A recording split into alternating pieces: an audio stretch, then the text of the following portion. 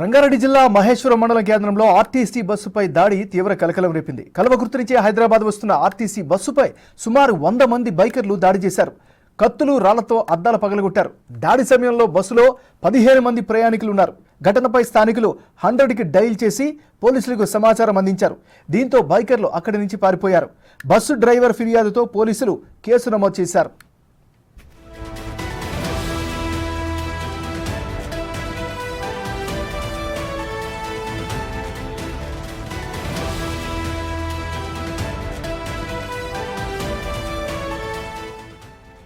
ఒక్కసారిగా జరిగిన ఈ దాడితో ప్రయాణికులు భయభ్రాంతులకు గురయ్యారు. రంగంలోకి దిగిన పోలీసులు దాడికి తెగబడ్డ వారిపై చర్యలు చేపట్టారు.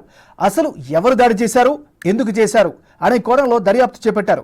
అంతమంది ప్రయాణికులు ప్రయాణిస్తున్న సమయంలో ఒక్కసారిగా అటుగా వెళ్తున్న అల్లరి మూకలు రాళ్లు, కర్రలతో బస్సు అద్దాలను పగలగొట్టారు. ఈ దాడిలో ఎవరికీ ఎలాంటి ప్రమాదం జరగకపోయినా బస్సు అద్దాలు పూర్తిగా ధ్వంసమయ్యాయి.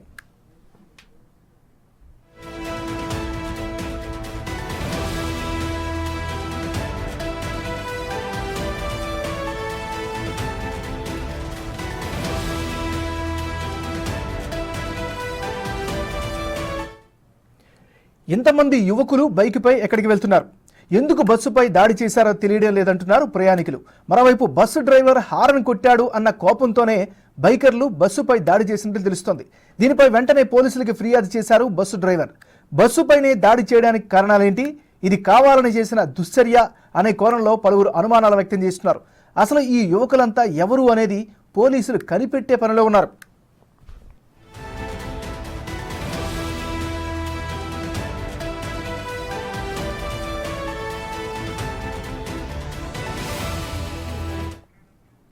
హైదరాబాద్ శివార్లోని రాచలూరి గేట్ దగ్గర ఇవాళ గుర్తు తెలియని దుండగులు కొందరు కల్వకుర్తి డిపోకి చెందిన ఆర్టీసీ బస్సుపై దాడి చేశారు.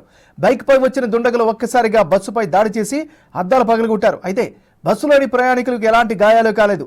దీనిపై ఆర్టీసీ అధికారులు మహేశ్వరం పోలీస్ స్టేషన్లో ఫిర్యాదు చేశారు. సంఘటనపై ఆర్టీసీ ఎండీ సజ్జనార్ తీవ్రంగా స్పందించారు. బాధ్యులపై చట్ట ప్రకారం చర్యలు తీసుకుంటామని తెలిపారు.